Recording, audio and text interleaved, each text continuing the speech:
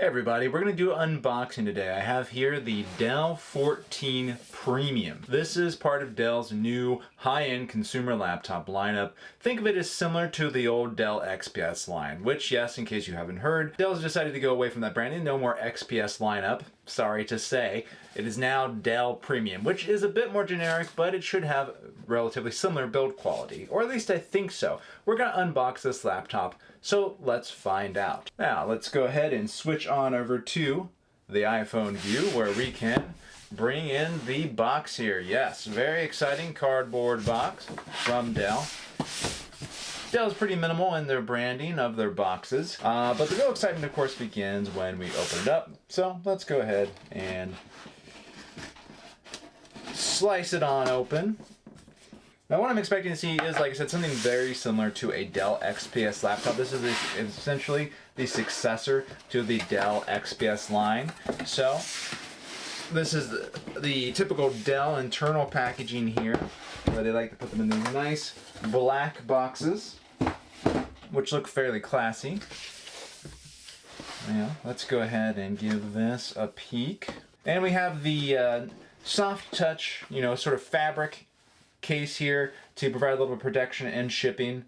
And we're going to go ahead and open up this laptop right here, and we see we have a kind of a black charcoal finish. In this light, it really looks more almost like a space gray, but it's pretty bright in here, so I suspect that when it was, if you have it in a darker environment, it will look very much more like a black finish, which is really all the rage right now. It's a very professional look, I'll say. Dell's always had a nice finish to their XPS laptops, a good luster here. You can see as I sort of move it in the light how that's catching the light. It's a subtle thing, but it's something that really kind of defines laptops that do a better job of executing on their design from those that do a not so great job. Looking around the edges here, we see that we've got USB or Thunderbolt port there. I'll have to look at the specifications. I suspect it's actually Thunderbolt 4.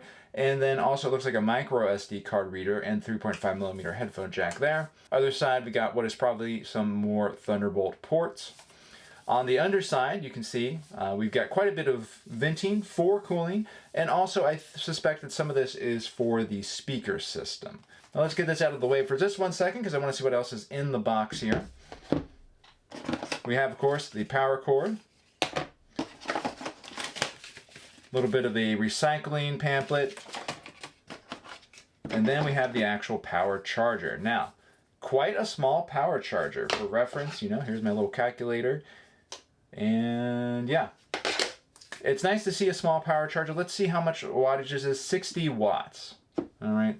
Now, it's important to note that I have a version here with Intel integrated graphics, and some of the versions come with NVIDIA graphics. I expect if you get that NVIDIA graphics version, you probably have a bigger power adapter, but this one you're getting 60 watts, and it is, very compact, I have to say. Only one port on that, which is common for most of these. I think the only brands that decide to put more ports on some of their power adapters are Apple and Microsoft, actually. And then you have the cord here for connecting to your power brick. And since this does have multiple Thunderbolt ports on it, at least I think it does, again, we'll look at the specifications more closely here in a second, you are, of course, going to be able to connect to any of these ports in order to charge the laptop. Now, something, of course, you can't see in the video is how this feels in my hands. I have to say it's very sturdy. It is a pretty weighty laptop. This is a 14-inch system, and in terms of weight, it is more comparable, I think, for sure, to a MacBook Pro 14 than it would be to, say, LG Gram or something of that nature. Or of course, the MacBook Air 15 even, I know is quite a bit lighter than this in the hand. So let's go ahead and get the box out of the way here so we can open this up and take a proper look at the interior of the laptop. All right, now I want to bring us a little bit closer here so we can take a close look at the keyboard when we open this up. First of all, can this laptop do the one finger open test? Let's find out. Ooh, yes. It requires a little bit of a slow going there. I think that if you try and do it a little more quickly, you're not going to have much luck. It's kind of hard to get a good grip on it, but take your time and you can indeed open it one finger. Now looking at the keyboard, you can see that this is a very flat but spacious layout. Look and feel of the new Dell premium laptops, just like the old XPS laptops.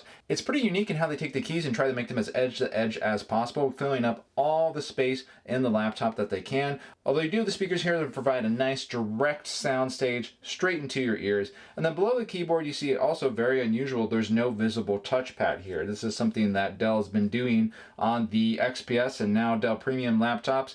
Where is the touchpad at? Well, if we go ahead and just, do a little trial and error here, we find it right there is about the limit of the touchpad, and right there is about the limit of the touchpad. Now let's go ahead and measure it. I actually have my handy dandy protractor here, and let's see. So we're right about there is where we're getting the touchpad, and right about there. So it's about 4.5 inches, it looks like, across. And so you're going to have about 3 inches of space. So it's actually not that big of a touchpad. If you're looking at something like a MacBook, it's going to have a much larger touchpad surface than this Dell XPS. There is a haptic tap here, so if you're wondering about what the tap feels like, personally, I like haptic feedback a lot. In fact, I think in a lot of cases it feels better than a physical touchpad button does. That's partially because a lot of the physical touchpad buttons these days are really, really bad, but I would definitely take a haptic touchpad over most of the 14-inch laptop touchpad clicky, physical clicky actions that I have experienced lately. And also you have this function row here of keys that are not actual keys, but just touch capacitive keys. This is an interesting choice by Dell, and I think I'm not really on board, and I think the biggest reason I'm not really on board is because, as you can see, they actually take up a lot of space. I would think that this sort of design would be good if it was smaller, but actually these keys are kind of larger than they would be if they were actual physical keys. And I think that is part of the reason why there's not necessarily a huge amount of touchpad space down here. You have a lot of space that's being taken up by these capacitive keys up there. Now, how about typing feel? Well, let's go ahead and open Notepad.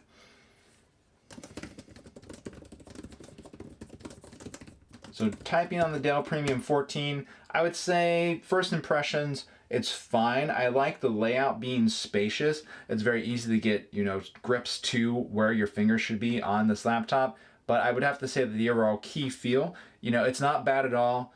It's not amazing. I will say that most high-end laptops these days have perfectly serviceable and good keyboards. I don't think this laptop is really an exception in that regard. It'll be interesting to see how it feels when I get a little bit more time with it to, type 2,000 or 3,000 words. That can sort of tease out some differences that wouldn't be obvious at first glance. Now, what about the display here? Well, is it a touchscreen? Yes, it is. Now, this is a 3.2K OLED touchscreen. It is an upgrade from the base specification. And how about the speakers? Well, let's go ahead and open up YouTube, find something to stream here, and I think we'll do this Avatar trailer. I've tried this out before.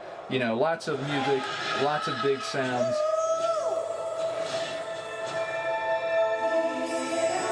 I have to say those speakers sound really impressive at first listen.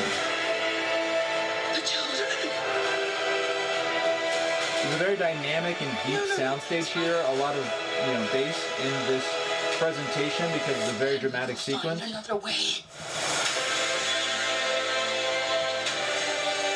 Maximum volume. Yeah, I'd have to say that's a pretty dang good speaker system, especially for a Windows laptop. I've heard the MacBook Pro 14 speaker system recently. I would say it's a little bit better. It has a little bit better depth in the bass, but this is quite good. I would be very happy with this if this is all I had available, and it's definitely better than your average 14-inch Windows laptop. So yeah, the overall first impressions on the unboxing here of the build quality, I would say build quality is great. Overall look and feel and design is really solid. It's a bit heavy and thick, although for this class of laptop, it's kind of a higher end professional aim. I would kind of expect that. I think the keyboard is perfectly fine. I do think that there's going to be a lot, this is a controversial design. And, you might love it, you might hate it. It just depends on what your opinion is on doing something a little bit different. I've used the past Dell XPS 14s that were basically identical to this in terms of the touchpad and keyboard design, and I found they were perfectly functional, but they weren't my favorite. So I kind of expect this will probably be the same deal. Now with all this said, I want to quickly take a quick detour over the Dell's website so we can spec out this laptop. You can see exactly what I'm testing here and exactly what the price is. Okay, I've got the Dell 14 Premium up here on Dell's website. You can see it starts at $1,500. That's going to get you an Intel Core Ultra 7 255H processor. Now that H is important. In general, the H series is a lot more performant than anything that's in the V series or the U series. So I expect this laptop is going to be pretty quick. That also is probably why it's a bit thicker. It's going to need the thermal headroom for that. I do suspect though the 60 watts of power draw might become kind of a barrier to performance. We'll have to see when I do my full review. Now, you're also going to get a base of 16 gigabytes of storage and 512 gigabytes of, 16 gigabytes of RAM, 512 gigabytes of storage, and also the base display is a 14.5 inch 2K non-touch. Now remember, I had the touch screen on this. The base display is non-touch IPS, and that is going to be a refresh rate up to 120 Hertz. Not a bad display, I don't think, but it's going to obviously have some features that aren't available on the one that I'm testing. So what am I testing, you might ask? Well, let's take a look at it and see how much it costs, because I do have the 32 gigabytes of memory in here. I do have a 1 terabyte solid state drive, and I do have that OLED. And as you can see, that comes up to a price of $1,900. That is a little bit of a sale price, $150 off. However, Dell does run sales really frequently. With a lot of Dell products, I would say if it's not currently on sale, you probably don't want to buy it at that point because it's going to be on sale soon. And I think this one actually went for a price as low as $1,850 at its lowest recently. I actually got a Dell official email about that. So it has been a slightly lower price than this in the past. Now, how does that compare to the competition? I'd say it's pretty similar. If you look at a ThinkPad, that's probably going to be more expensive than this. If you look at an Acer TravelMate, that's going to be probably a little bit less, around $1,750. I recently did a review of a Acer TravelMate that I'll link to in the description that had basically very similar specifications to this, but was $1,750 at most websites right now. Also, let's home in on a few of the key specifications here that don't come across from just opening up the laptop and taking a look at it. Let's go ahead and scroll down to Dell's tech specs. And I was curious about the Thunderbolt ports. Those are Thunderbolt 4 40 gigabytes per second ports.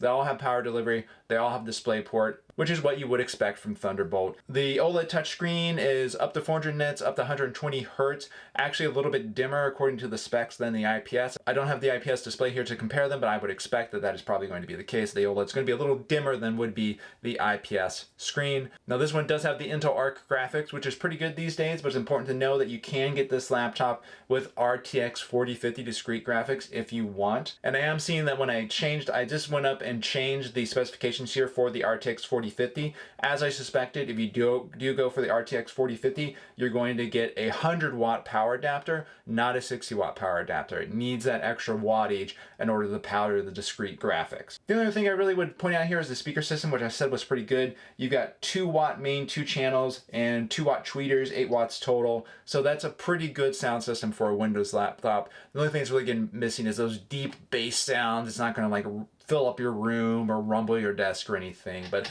other than that, it's a really good sound system for a Windows laptop. Oh, and one other thing to point out, 6-cell battery, 69.5 watt hours. That's an average size for a normal laptop today, or a 14-inch laptop today, Windows. So I don't think it's going to have particularly amazing or disappointing battery life. Again, this has Intel Arc, so I would expect the battery life to be better on this than with the RTX 4050 version. Now, I do full reviews for PC World, so expect to see my full review of this laptop sometime in the next 2 weeks. Let me know what you think about the Dell Premium 14. Do you think that this laptop is going to make sense compared to like a MacBook Pro 14 or one of those ThinkPads? Also, I'd really like to hear what you think about the name change. I think that's going to be a very controversial one. This laptop is very similar to the old Dell XPS 14. I think I'd really need them side by side to see any differences, but from my recollection of the chassis, it looks extremely similar to the old model. You just lose that XPS brand, which is, I don't know, the XPS brand was kind of a thing, right? Like, it was one of the few, kind of like ThinkPad with Lenovo, one of the few Windows laptop brands that really meant anything to anyone. So kind of sad to see Dell step away from that. But what do you think? Would you rather it be an XPS or you fine with Dell 14 Premium? Anyway, I'll leave it there for now. Thanks for watching this unboxing. I'll see you next time.